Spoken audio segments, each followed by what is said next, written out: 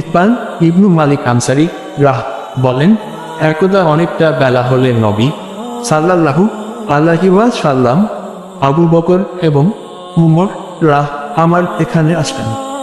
আমরা তার পিছনে কাতারে দাঁড়ালাম আর তিনি আমাদের নিয়ে 2 রাকাত সালাত চারস্তু আদায় করলেন।